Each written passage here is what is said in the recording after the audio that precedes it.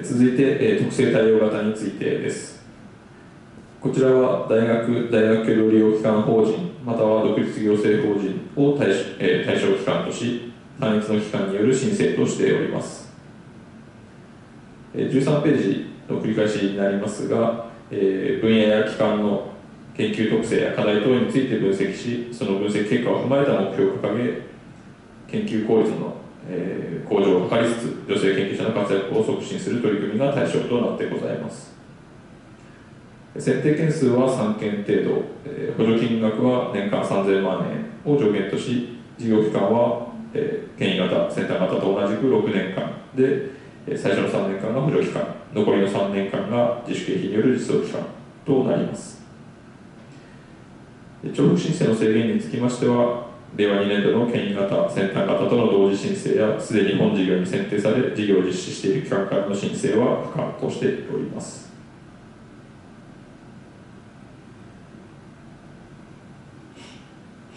こちらでは、特性対応型に関し、研究特性や課題等についての例を挙げさせていただいております。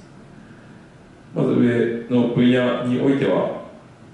右の上のグラフでは、専門分野別の自宅での仕事時間1週間あたり、女性の1週間あたりとして、調査した事例を示しておりますが、例えばバッテン印が書いてあります、数学で一番左の数学であったり、電気情報系の分野におきましては1週間あたりの自宅での仕事時間が平均として長いというようなデータもございます。こういった点などから、在宅勤務など研究とライフイベントの両立が比較的容易な研究分野と思われるものにもかかわらず、女性研究者の割合が低い、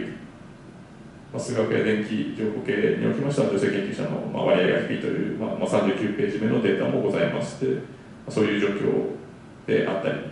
あと下のグラフにありますように、こちら大学の博士課程後期の女性比率やおよび女性教員の採用割合のグラフでございますが、博士課程後期の女性割合に比べ当該分野の女性教員の採用割合が低いような分野などが、例として挙げられるかと思います。また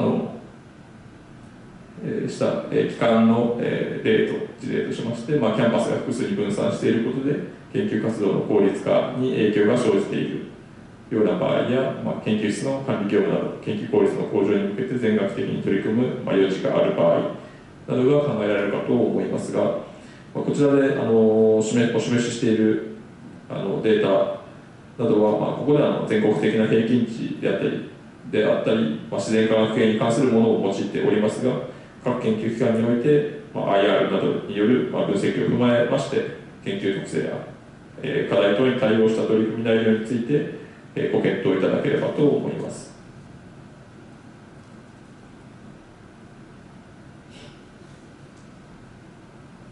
続きまして、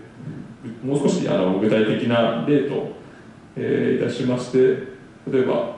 研究効率の向上にかかる取り組みであれば、ライフイベントを迎えた女性研究者が、効果的効率的に研究を行うための、実験ノートの電子化、AI、IoT 活用等による研究室のスマートラボラトリ化にかかる取り組みであったり、あと女性研究者割合が低い分野における研究活動の効率化を図るために、大学の異なるキャンパス間や遠隔での研究遂行、在宅勤務等を可能とする研究環境の整備等に関わる取り組みといったものが考えられるかと思います。また研究力の向上に関わる取り組みとして、先端的産業ニーズの高い分野における産学連携による共同研究等を通じた女性研究リーダーの育成、また女性研究者割合や、博士課程の女子の進学割合が低く、底上げが必要な分野における裾野拡大のための啓発活動であったり、博士課程の女子学生を対象とした学内フェローシップ制度等の構築を通じた、支援等の取り組みといったものが、事例として、記載しております。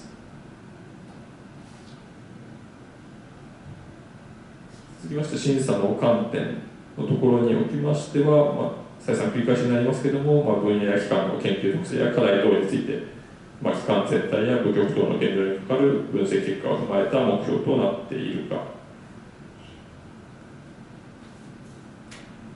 また女性研究者が効果的かつ効率的に研究を進めるために研究活動の効率化等を図るものとなっているかなどがございます。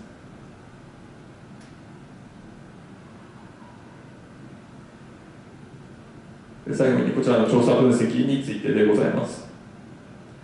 こちらは大学協力機関法人、独立行政法人、高等専門学校、研究所等を対象機関とし、2期間程度以上の複数機関による共同申請を原則としております。選定件数は1件、補助金額は年間2500万円を上限とし、補助事業期間は2年間としております。重複申請の制限につきましては、本事業における全国ネットワーク中核機関群、調査分析の選定機関からの申請は不可としております。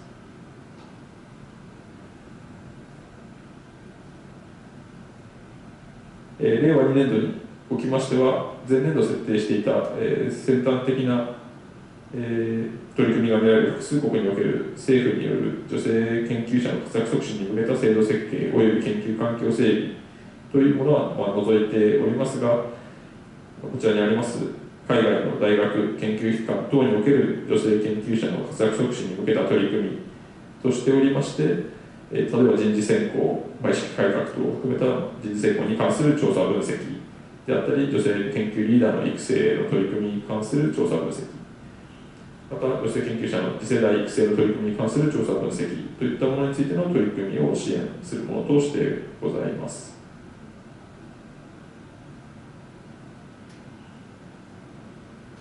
続きまして、こちらの審査の観点というところですが、記載してありますように必要な知識や技能、ノウハウ、実績を有しているか、また取り組みを円滑に行うための連携体制を有しているか、また、取り組み内容としまして妥当な現状分析の下で適切な課題設定がなされているか、また、期待される成果として具体的な成果が想定されているかなどがございます。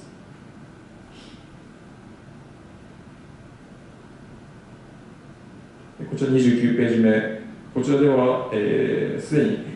選定されている期間における重複申請の制限について一覧にまとめてございます。過去各年度に選定された共同実施期間を含む実施期間が令和2年度の公募においてそれぞれ申請が可能かどうかを表しております。牽引型特性対応型におきましては、調査分析実施期間を除きすでに本事業を実施している期間は申請不可となっております。また調査分析においては先ほども、申し上げましたが、全国ネットワーク中核機関群、また調査分析をすでに実施している期間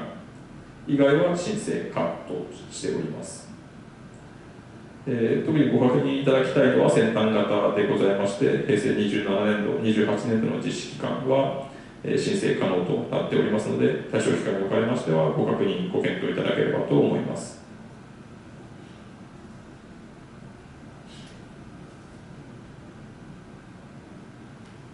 こちらについては、こちら審査についてですが、審査は、有識者によって構成されるダイバーシティ研究環境実現イニシアティブ委員会において面接審査、書面審査および必要に応じて行う面接審査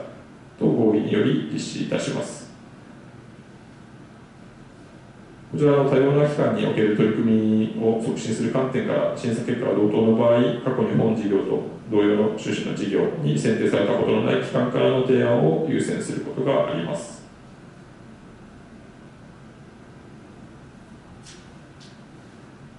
続きまして、スケジュール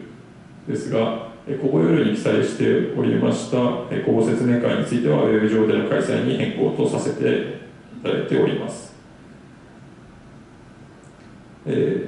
公募締め切りは4月22日水曜日17時、期限厳守としておりますので、ご留意願います。その後、4月から6月にかけて、審査を行い、6月下旬、選定結果の決定通知、またその後交付申請、交付決定の手続きを、経るということを予定してございます。以下、参考資料でございます。こちらの34ページ目は、先ほど申し上げましたが、ダイバーシティ研究実現イニシアティブ、選定期間の一覧でございます。こちらも同じく選定期間の、選定状況でございます。こちら、36ページ目からは、女性研究者支援に関わる審議会での文書、審議会等での文書の抜粋を掲載してございます。こちらは人材委員会における、平成31年1月15日の、文書。37ページ目におきましても、人材委員会における第6期科学技術基本計画の検討に向けた重要論点、中間まとめ。またこちら38ページ目は、昨年の科学技術学術審議会、総合政策特別委員会の中間取りまとめとなっております。こちらの取りまとめの中でスライドの、下線を引いているところにありますように、実験ノートの電子化等の研究活動の効率化等により、ライフイベント等を迎えた女性研究者等が効果的かつ効率的に研究を進められるようにすることや、産学を通じて若手の活躍促進が求められる先端的産業ニーズの高い分野で女性割合の低い場合には、それぞれの分野の課題に対応した大学等における取り組みを促していくことが重要であると述べられております。また、先ほどちょっとデータのところでもお話ししましたが、先端的産業ニーズの高いと考えられる分野においても、まだ女性の割合が低い状況にあるという点などから、今年度、令和2年度新たに特性対応型を設定し、公募を行うことにつながっているという状況でございます。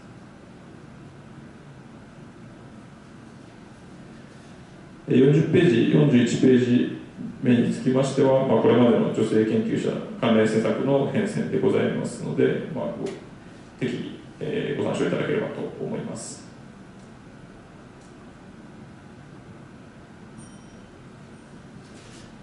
最後、お問い合わせ先を掲載しておりますので、ご不明な点等ございましたら、適宜ご連絡、お問い合わせいただければと思います。説明は以上になります。令和2年度のダイバーシティ研究環境実現イニシアティブについて、国公私立の大学から、また大学同僚機関法人、国立研究開発法人などからの積極的な申請をご検討いただければと思いますので、何卒よろしくお願いいたします。